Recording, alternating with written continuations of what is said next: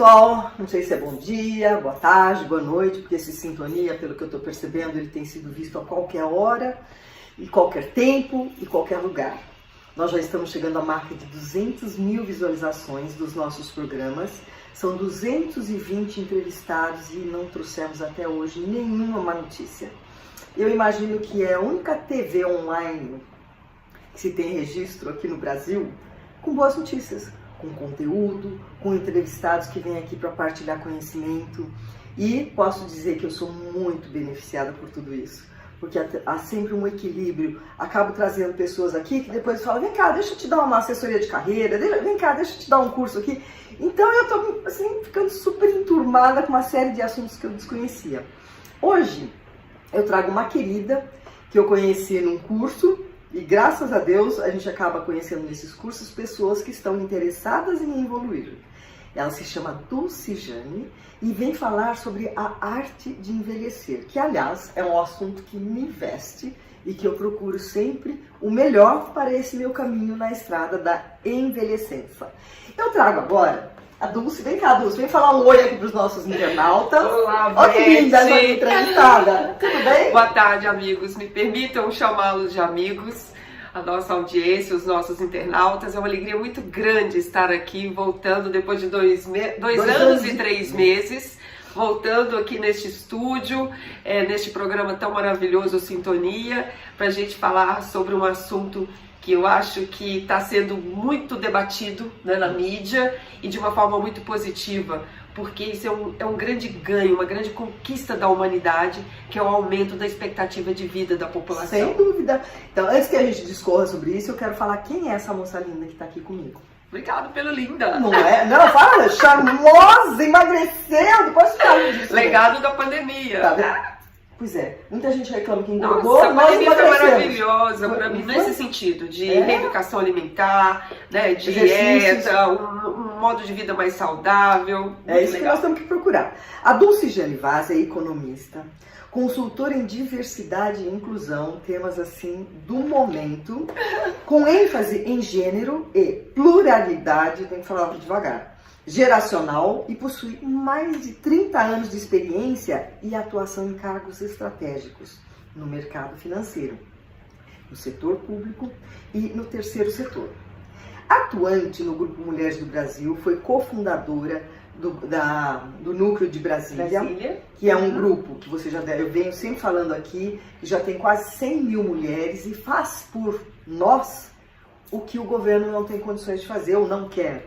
Sempre atua nas áreas demandadas e fala um pouquinho da vacina já, do nosso Eu acho que um dos legados do Grupo Mulheres do Brasil é o movimento Unidos pela Vacina, que tem buscado mobilizar não só a sociedade civil, mas também o setor privado, né, e juntamente com o setor público, tem buscado aí mobilizar e engajar toda a sociedade brasileira para que a população seja imunizada 100% até o final deste ano. Uma meta ousada quando a gente lançou lá atrás, mas que a gente está mostrando para todos, tá, né, que é possível, né? E que a gente vai talvez até antecipar né? Exatamente.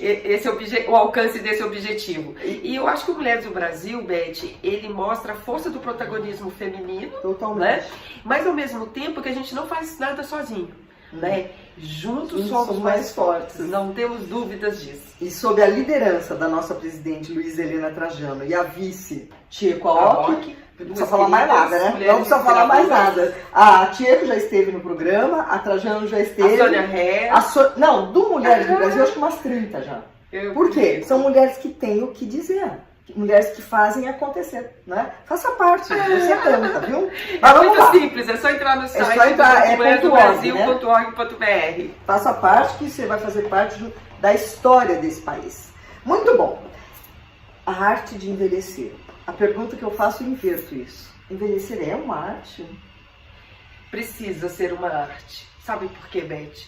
Porque uma das grandes revoluções, aliás, a grande revolução que aconteceu, né, nos últimos 100 anos é o quê? É o aumento da expectativa de vida das pessoas, né?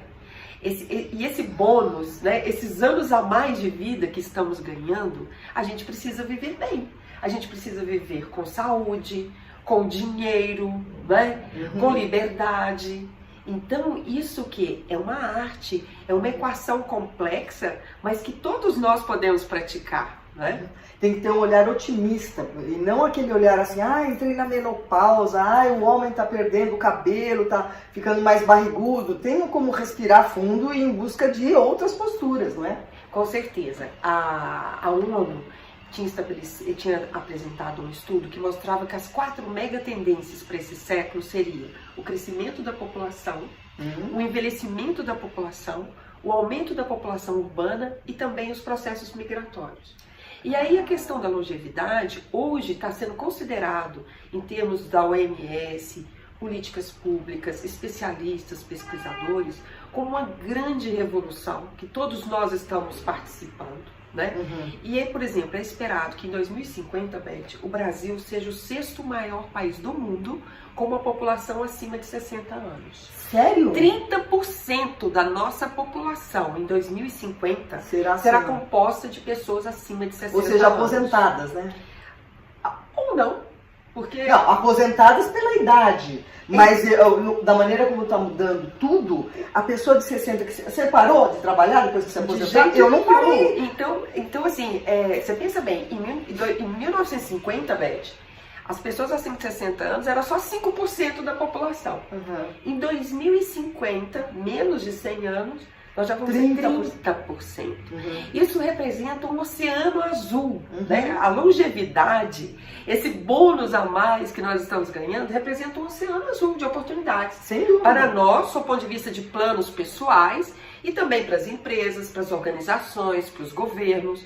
Porque isso significa o quê? Crescimento econômico, à medida que a população vive mais. Sim, né? Mais pessoas continuam consumindo, né? Não, e produzindo. E também uma oportunidade de desenvolvimento pessoal.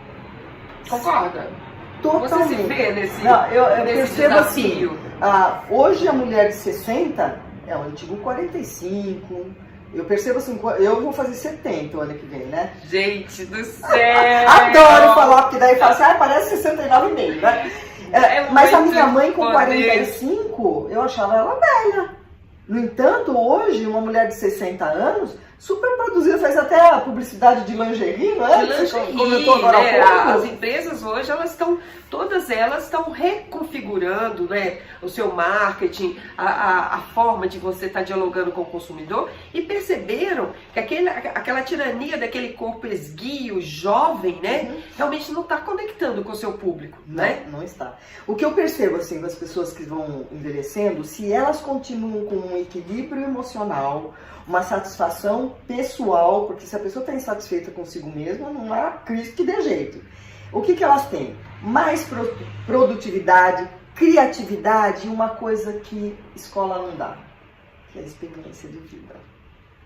E as empresas percebem ao longo do tempo que a experiência conta muito na hora de gerir qualquer ação. Como você percebe empregar pessoas acima de 60 anos nas empresas? Ao invés de descartar pôr de pijama em casa.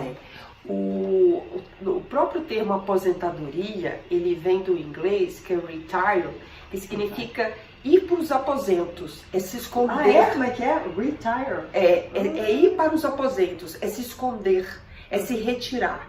A gente deve evitar, né, esse termo, porque no meu caso doeu muito quando eu me aposentei do mercado financeiro e parti para uma segunda carreira.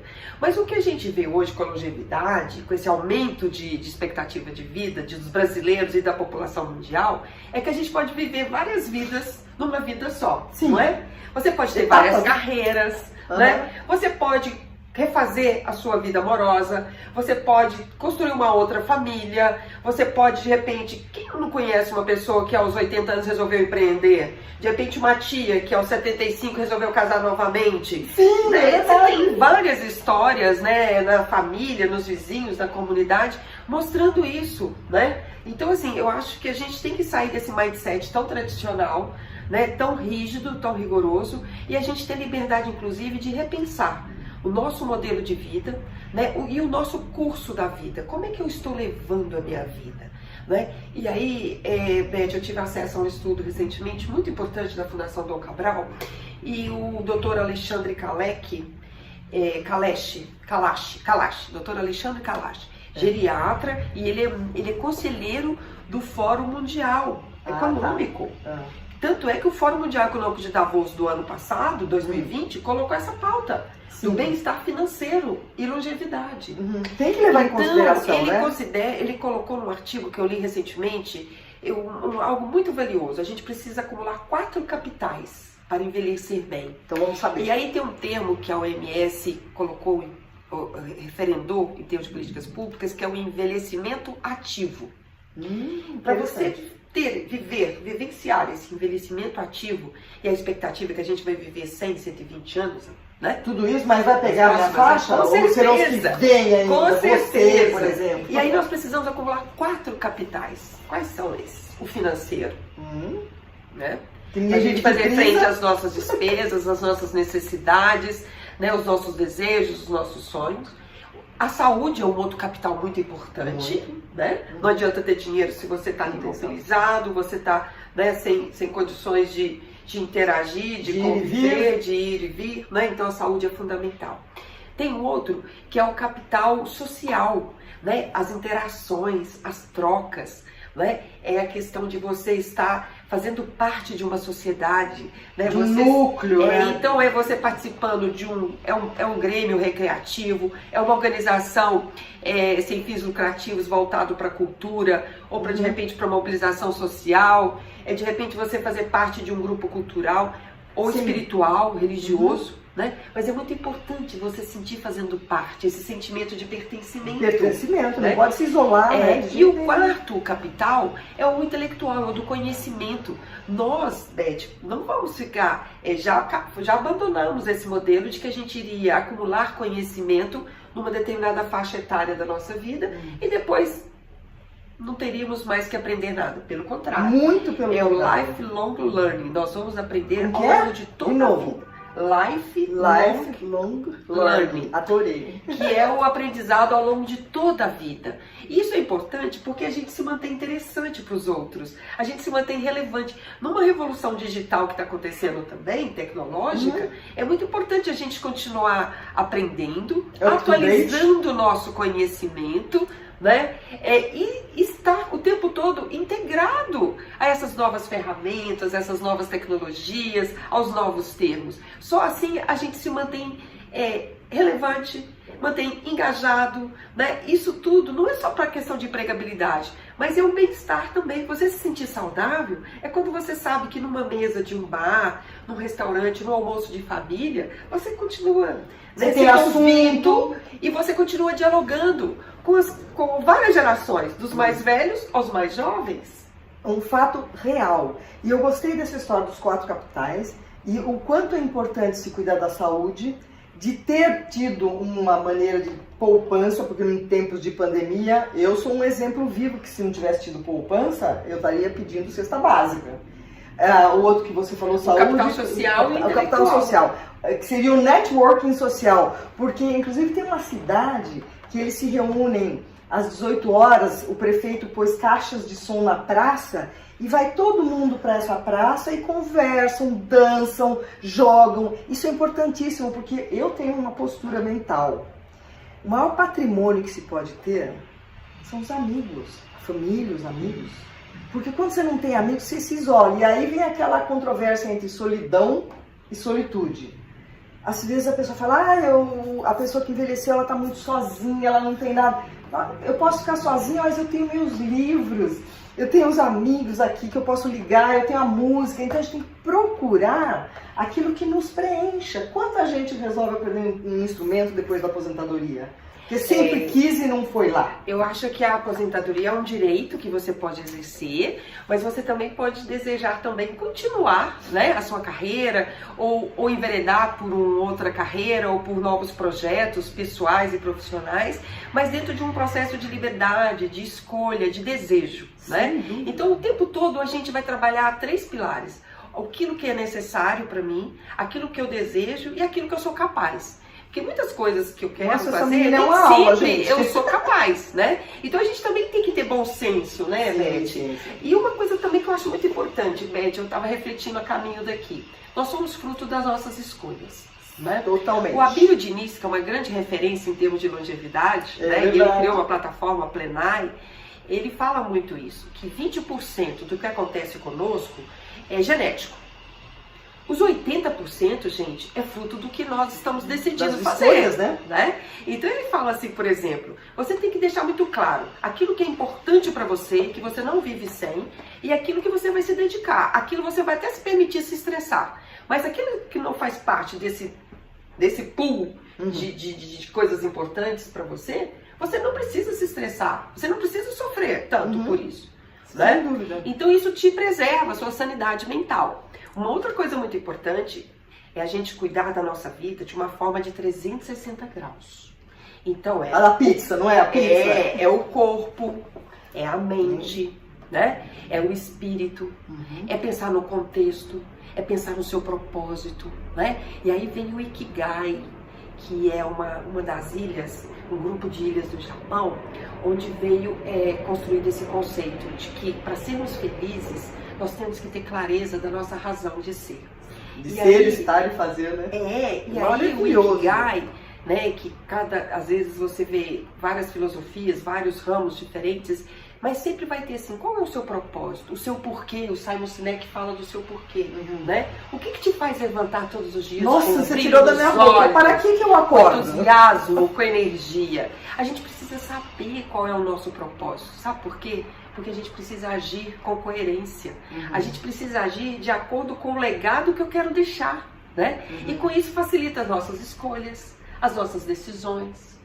Os nossos nãos, que às vezes a gente tem que falar não. Nós falamos há pouco, eu comentei com ela sobre um livro, Essencialismo, interessantíssimo, você já tinha lido. Best-seller americano. Essencialismo é um livro que te mostra o quanto é importante você saber dizer não na hora certa. E quando você diz não na hora certa, você é mais respeitado do que se disser sim toda vez. Posso, tal, larga suas coisas, vai atender o outro. O tempo todo é o quê? Priorizar. Priorizar. Mas para você priorizar, você tem que ter clareza do que você quer. Então a gente tem que ter o tempo todo a arte de envelhecer, é você estar pensando o curso da sua vida e ter liberdade, inclusive, de reorganizar o seu modelo de vida, né? De repente pensar que aquele sonho seu, talvez, de ter uma casa na praia que você tinha 20 anos atrás, talvez agora não faça sentido. Tem que ser atualizado. Talvez agora você queira viver um tempo fora. Por que não? No Airbnb, mochileiro, por que não? Sim, né? Seria maravilhoso. Mas aí, Beth, você me lembrou um estudo que foi feito pela National Geographic, mais um outro escritor aí americano, que foi identificar quais os lugares do mundo onde a população vivia mais, tinha mais saúde e sem remédios, sem uso de remédios. Eles identificaram 5 regiões no planeta que eles chamam de Blue Zone, as zonas azuis. E eles identificaram ali, você tem ali uma cidade, uma região ali da Califórnia, onde eles vivem 10 anos a mais do que os americanos. Você tem uma ilha na Grécia, a Icária, onde você tem ali as pessoas têm menos taxa de demência, menor taxa de demência no mundo. Você tem a ilha da Sardenha, na Itália. Você tem um local em Costa Rica e tem Okinawa, que é um grupo de ilhas no Japão, onde inclusive foi o conceito de Ikigai, que também tem um grupo de longevos ali muito significativo. E quando eles identificaram essas zonas azuis, eles foram pesquisar o que elas tinham em comum, né? Pra e aí tem a questão do equilíbrio, né? Eles se movimentam, não que eles vão para academia, malhar, mas há um movimento do ir e vir, de andar, de caminhar, de fazer suas atividades físicas, de cuidar da casa, isso tudo ajuda o físico. Há a questão do equilíbrio, do seu ponto de vista da oração, do happy hour, do encontro, né? Você precisa trabalhar todas as dimensões da sua vida, não ficar focado só numa coisa específica. Há também a questão de comer com cuidado, com cautela. Comer menos. 80% do seu estômago cheio, os japoneses consideram muito isso, principalmente dessa região lá de Okinawa. 80% só, para que você possa manter o seu peso. Tomar vinho às 17 horas, uma taça de vinho, né? É claro que tem alguns lugares que a religião não permite e tal. Ficar perto daquelas pessoas que são importantes para você, né? Ficar perto daquelas pessoas que você ama, é muito importante. Essas 5 regiões que foram mapeadas, eles têm essa coisa do contato com a família, de cuidar dos mais velhos, né? De ter essa relação de pertencimento com a comunidade, né? E tem o propósito, né? Eles têm clareza, né? Qual é o seu propósito, qual é a sua razão de ser, né? E eles trabalham, eles vivem de acordo com isso, coerentemente, de uma forma alinhada, harmonizada com isso. E é isso, né? que acaba levando para o equilíbrio emocional e aquilo que a gente busca tanto, que é a inteligência emocional. Eu cheguei a uma conclusão, com os anos passando, e eu tenho, você conhece meu livro, você faz parte também dela, tá no meu livro. Conheci também. A Beth quando ela estava prestes a lançar o primeiro livro. O segundo você já fez parte. Já fez parte. Beth é muito rápida. O que eu percebo é assim, à medida que os anos vão passando, se você tiver inteligência emocional, você passa a descartar coisas sem importâncias, certo? Tem tanta coisa que se dá importância e daí dá 10 minutos não terá mais, daí uma semana muito menos, daí um ano você nem se lembra. E passar a valorizar aquilo que você tem de bom. Tanta gente fala da abundância, não fala? Ai, porque para mim está faltando dinheiro, porque eu não tenho... Na realidade, nós vivemos num planeta abundante. Se você olhar aqui, por exemplo, quantos fios de cabelo você tem, não é abundante? Quanto tem de seda aqui na tua roupa, na minha? Quanto cimento tem nessa casa? Quanta tinta? Nós estamos cercados de abundância, mas o ser humano considera que se falta dinheiro, então ele está na miséria. Quando você tem um olhar de valorização daquilo que lhe pertence, como o ar que a gente respira, e você passa a não dar importância a coisas miúdas, pequenas, você vai estando num estado de equilíbrio emocional, que vai trazendo uma sensação de leveza, é assim que eu estou me descrevendo, tá? De leveza, que assim, às vezes pode cair o mundo do meu lado, eu olho, percebo o que eu posso fazer para mudar isso. Se eu não posso fazer, não vou fazer nada. Mas se eu tiver algo a fazer, estou lá para ajudar. No entanto, as pessoas se apegam a coisas pequenas e esquecem de olhar, valorizar o que elas têm de bom. E contribuem muito na arte do envelhecimento, na minha opinião, estou aqui fazendo um adendo nela, como você tem que se preocupar com as coisas que têm solução e não se preocupar com as coisas que não têm solução. O Dalai Lama não falava isso? Se você tem uma preocupação e ela não tem solução, deixa quieto, não tem o que fazer. Se você tem uma preocupação e ela tem alguma coisa que você pode fazer, faça e não se preocupe, porque ela vai se resolver. Há um exemplo, né? Há um exemplo assim, você pode olhar uma situação e falar que o copo está mais ou menos vazio ou mais ou menos cheio, né? Então, e a pandemia nos mostrou isso. Quando a pandemia nos coloca de volta para a caverna, as nossas casas, né? Esse isolamento físico, não significa necessariamente isolamento afetivo, não, né? Uma coisa é o isolamento físico. Nós voltamos para a nossa caverna, para a nossa casa, e ali a gente teve que fazer uma pausa, né? E ao mesmo tempo fazer uma viagem dentro de nós. Nessa viagem dentro de nós é uma oportunidade de ressignificar valores, estilo de vida, o que é realmente importante. E aí, Beth, vai aquilo assim, o que está dentro do meu controle, que está no espectro do que eu posso controlar, e o que está acima do meu controle. Por exemplo, a pandemia não estava no meu controle, né? O que cabia a mim, cabia a você, a todos nós que estão nos ouvindo, nos assistindo, é obedecer às regras, né, de isolamento físico e as demais regras sanitárias, né? Mas quando é que aquilo iria acabar também não sabíamos, né? Mas ali a gente precisava gerar oportunidades. Então, cada situação que nos acontece, você precisa enxergar coisas positivas, você precisa ressignificar aquele acontecimento.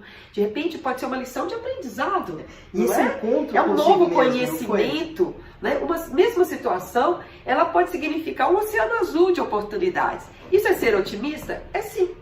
Mas eu acho que, por exemplo, até na pandemia, a gente teve um primeiro momento que muitos de nós entramos naquela zona do medo. Vocês lembram que a gente estocou alimentos, estocamos, fomos comprar coisas que a gente achou que a gente, né? Depois a gente saiu daquela zona do medo, entramos numa zona de aprendizado. A gente percebeu que a gente precisava ajudar as pessoas mais próximas, precisávamos atuar numa corrente de solidariedade, né? Então a gente começou a perceber que a gente tinha um pouco mais de controle sobre o que estava acontecendo no nosso entorno. E aí depois a gente entrou na zona do crescimento, que aí a gente saiu, começou a contribuir com os movimentos sociais, com as correntes que estavam acontecendo de solidariedade, mas mais do que isso, você começou a perceber que você não tinha controle sobre a situação, mas você podia ter um estilo de vida, qualidade de vida, e você precisava ajudar as pessoas, não só sobre aquelas que estavam no seu teto, mas você poderia levar a sua voz, a sua mensagem para um grupo muito maior. Foi a fase das lives, foi a fase, né, dessa interação mediada pela tecnologia. O Dulce, não foi a fase da faxina em casa? Quanta coisa, porque a gente teve tempo, quanta coisa pode ser tirada de casa, a gente descobre, eu não preciso disso. E aí oferecer para uma outra pessoa que precisa, né? Eu estou vendo aqui uma coisa, aqui, uma pergunta, o que é diversidade etária? Nós tínhamos falado da pluralidade geracional, até para não ficar repetindo muito, mas na verdade diversidade etária é mais fácil, né? É mais simples, né? É a questão de você ter, o que é diverso? Diversidade. No caso de diversidade, do ponto de vista de empresa, é você ter representantes dos diferentes grupos sociais no mesmo ambiente de trabalho. E quando a gente fala de diversidade etária, então você ter várias gerações trabalhando, convivendo no mesmo ambiente de trabalho. Né? Um aprende com o outro no final. Então você tem ali, hoje no mundo, nós temos 5 gerações, até 5 gerações, trabalhando no mesmo ambiente de trabalho. Né? Você tem os boomers que nasceram logo após a Segunda Guerra, que ainda estão ativos, muitos estão ativos. Você tem a geração X, Y, você já tem a geração Milênios e agora tem a geração Z, que nasceu agora em 2000. Que é o Z? Nasceu agora, em 2000. Né? Então, que já entraram no mercado de trabalho. Então, você imagina, quando você coloca 5 gerações né, no mesmo contexto laboral, né? Que pensam diferente. Né? Essas gerações têm expectativas diferentes em relação ao trabalho. A forma de liderar e de ser liderado também é diferente. Então, é um ambiente que ao mesmo tempo tem oportunidades, porque são olhares diferentes que se somam, né, se complementam. A experiência dos maduros, dos profissionais mais maduros, né, a faixa etária dos boomers e da geração X, ela é reconhecida como pessoas que são mais holísticas, intuitivas, mais flexíveis, né, mais empáticas. Porque isso é fruto da sabedoria adquirida ao longo da jornada. Né? Mas você tem muito a aprender com os mais jovens. Os jovens, eles são muito criativos, eles são ousados. Corajosos, ousados, né? Então, quando você coloca gerações diferentes no mesmo ambiente e você cria condições para que haja trocas, porque aí vem a inclusão. Diversidade é grupos diferentes no mesmo ambiente. Né? E aceitos. Agora, a inclusão, ela é um processo que ela é complementar, mas é um conceito diferente. Porque incluir é conviver, é fazer parte, é pertencer. Né? E é um sentimento. Quando você pensa em incluir, é um sentimento, é algo intangível. E o benefício de você colocar o diverso atuando em prol de uma causa, atuando em prol de um projeto, trabalhando no contexto de uma empresa, só vai realmente criar, estabelecer, propiciar a criatividade que vai gerar inovação se você tiver inclusão mesmo. O que é inclusão? É você ter espaço para falar, né? É você ter espaço de fala, é as suas ideias serem consideradas, elas serem colocadas lá no projeto. Você ser flexível para aceitar a ideia do outro. Então isso implica muito de saber ouvir, né? De escutar, de acatar, de acolher.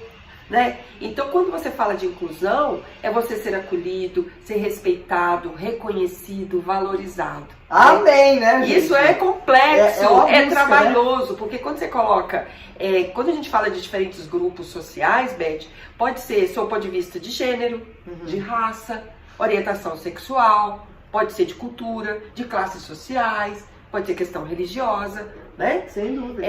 Você tem diversos grupos subrepresentados na sociedade e hoje é um movimento grande de você elevar a representação desses subgrupos, começando pelas mulheres, ao movimento dos negros, né? A aceitação dos gays, né? A questão do movimento LGBTQI+, cresceu bastante, mas há outras dimensões da diversidade que também precisam ser consideradas. Uma delas é a diversidade etária. Exatamente. E olha, o que eu queria perguntar agora é uma curiosidade, já que você é da área.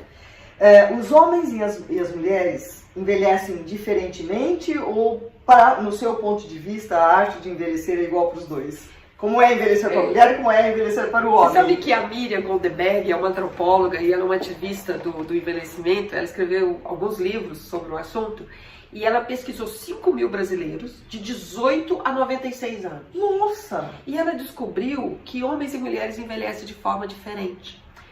Os homens, Beth, por conta que a pressão estética é menor sobre os homens, eles cuidam menos do físico, eles dispõem menos tempo para fazer o check-up médico anual.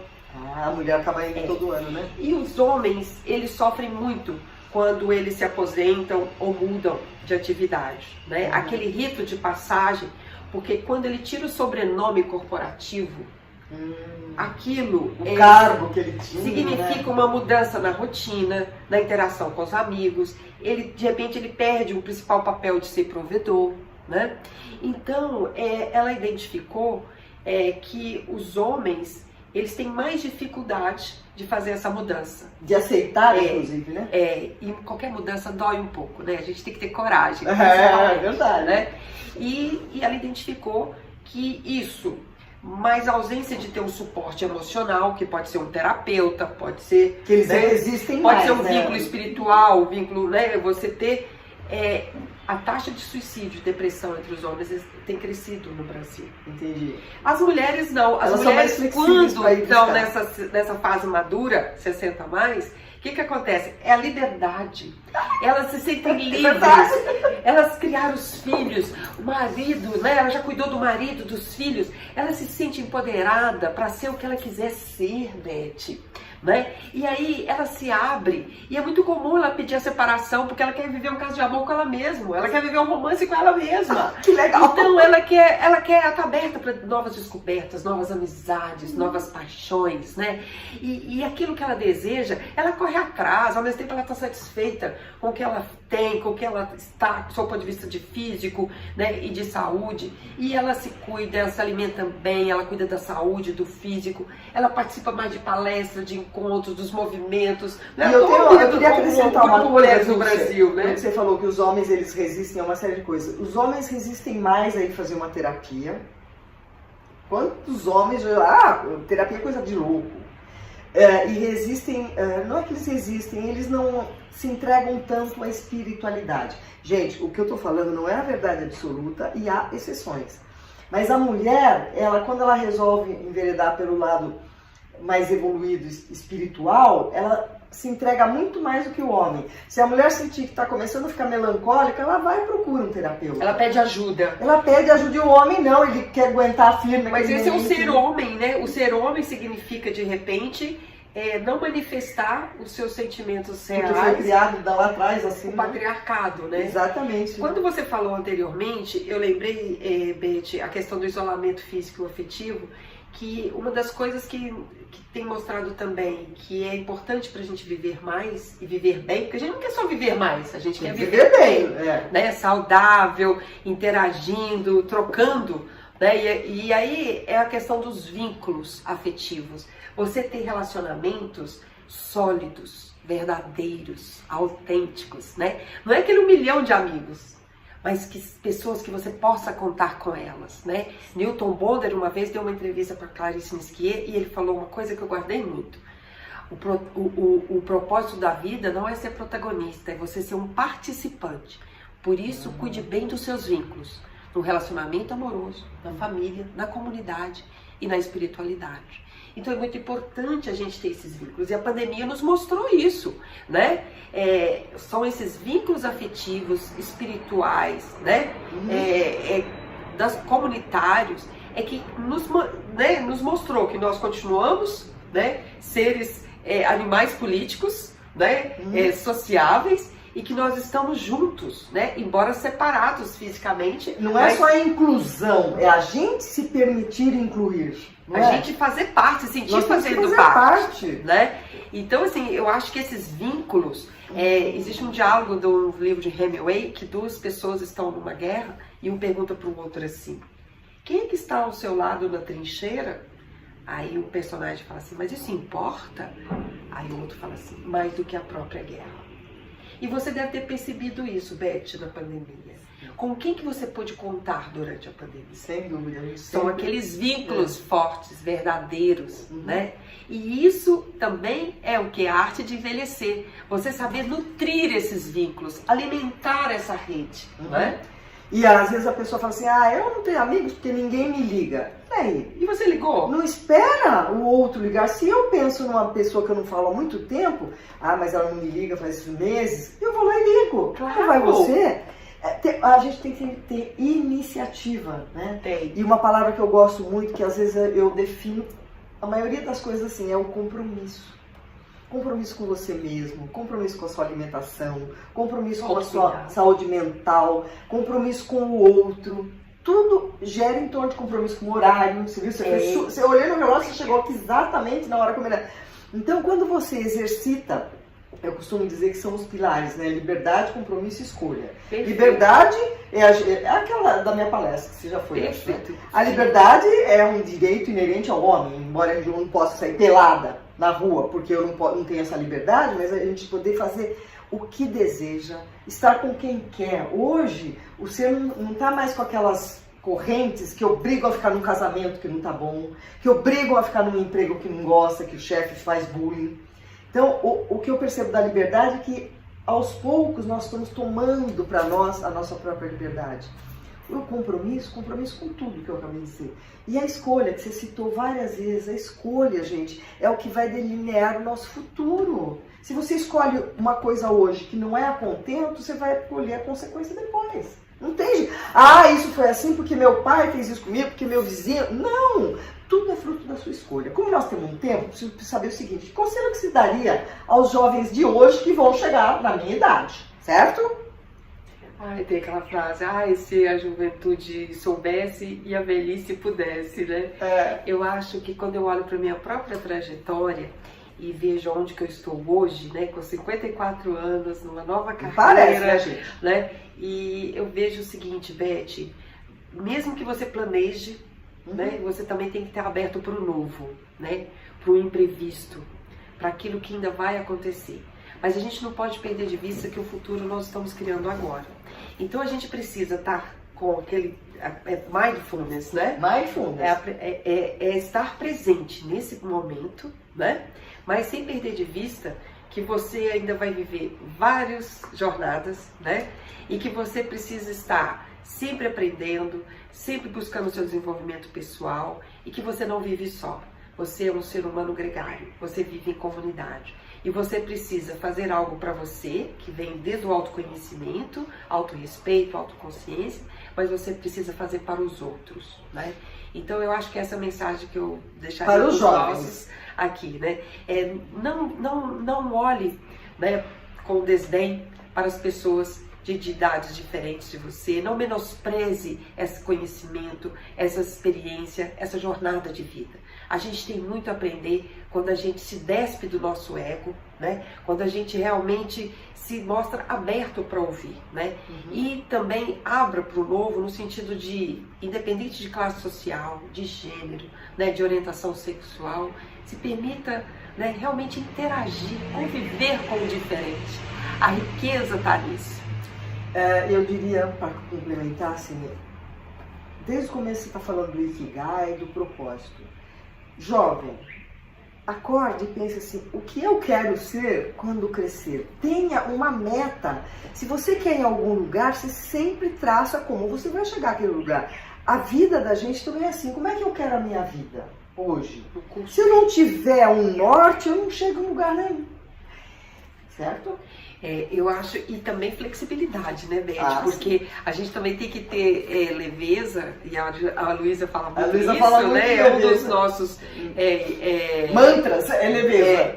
No sentido de mudar o curso da vida, quando você perceber que aquilo não deu certo, ou aquilo não está trazendo os benefícios esperados. Mas nunca haja só com o seu interesse individual, pense no coletivo. A pandemia também nos mostrou o quanto nós somos interdependentes. Não só dos seres humanos, mas de todos os seres desse planeta. Sem dúvida. Posso fazer uma pergunta que pode ser meio redundante? Eu termino o programa com isso. Você se sente numa missão de vida aqui neste plano? Ah, com certeza. O meu propósito hoje é compartilhar palavras, né, que Fala possam bem essa permitir menina, né? que outras pessoas também possam ser a melhor versão de si mesmas, né? Então, assim, eu acho que é mesmo compartilhar esse conteúdo, esses insights, essas descobertas que eu faço ao longo da minha vida. Eu acho que a minha missão é realmente provocar, é inspirar que outras pessoas também possam, a partir disso, ampliar ainda mais, né, o potencial de sua jornada. Eu costumo dizer assim que a gente tem até um livro que fala disso, as 5 pessoas que você deve se relacionar. Desde que eu conheci a Dulce, a gente não convive muito, né, Dulce? A gente se vê pouquíssimo. A gente acompanha uma outra nas redes mas sociais. eu acompanhei. Mas assim, a Dulce é o tipo da pessoa que é um prazer a companhia, porque ela é de um conteúdo tão profundo. Você viu as pessoas que ela citou aqui, os exemplos que ela deu, o nível de conhecimento da área dela. Então é sempre um prazer conversar com uma mulher inteligente. Eu te agradeço muito a presença e queria aproveitar. Eu que agradeço. Ela veio trazer isso aqui para mim. Eu fiz questão de mostrar agora para vocês, porque Sintonia é o nome do programa, Sintonia é o nome do meu CD. E percebam a sintonia, ela não sabia como eu estar vestida. Olha. Ela me trouxe uma vela com dourado e preto. Que combina. Olha isso, gente! É o mesmo desenho aqui da minha blusa, são bolinhas em dourado. Então, isso é sinergia.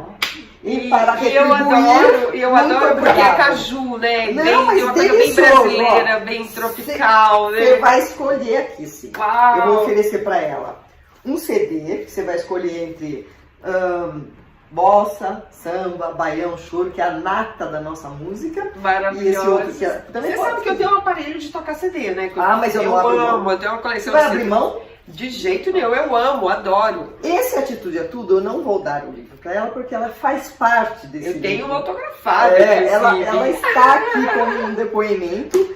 Eu vou te oferecer esse, que é Autoconfiança. Maravilhoso. Quando nós nos conhecemos, esse livro é muito importante. E tem um CD que fala de você como mulher. Mulher que luta, que ousa, que vence. A mulher calada, contida, danada da vida. E a mulher safada, que também tem que ter um pouquinho de safadeza na mulher, não é mesmo?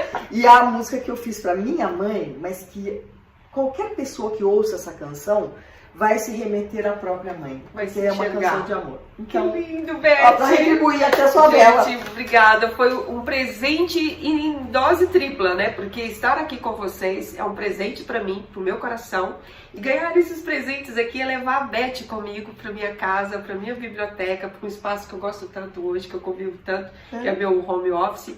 E é lá que eu guardo os meus maiores tesouros. Com certeza, hoje foi um dia de graça para mim. Eu que agradeço a tua presença e enriquecer aqui o Sintonia com essas informações, porque uma coisa bem certa, se você não partir para outro plano logo, tenha certeza que você vai envelhecer. E se isso é uma arte, comece a aprender essa arte agora. Não é? Comece a praticar, né? E pensar o seguinte, você tem que ter uma visão, agir no curto prazo, mas tendo uma visão de longo prazo. E onde que você quer estar daqui a 10, 20, 30, 50 Como você se imagina, anos, né? Você tem o poder de escolher as suas decisões. Exatamente, o que você estiver agindo hoje vai reverberar lá na frente. O que você está bebendo, o que você está comendo. O que você está pensando. Na PNL, a gente faz muito ponte ao futuro. Imagine você daqui 1 ano, daqui 5 anos, daqui 10 anos. O que você está fazendo para chegar bem lá? Gente, obrigado, querida. Um prazer imenso e você volta, em breve. Olha que vem na volta. Com certeza. Não vou demorar tanto tempo mais não. Um abraço a todos. Beijo para vocês e prestigie aqui o nosso canal da All TV. Obrigado, Lucast, dessa oportunidade. Toca o sininho e compartilha se você gostar. Yes! Tchau!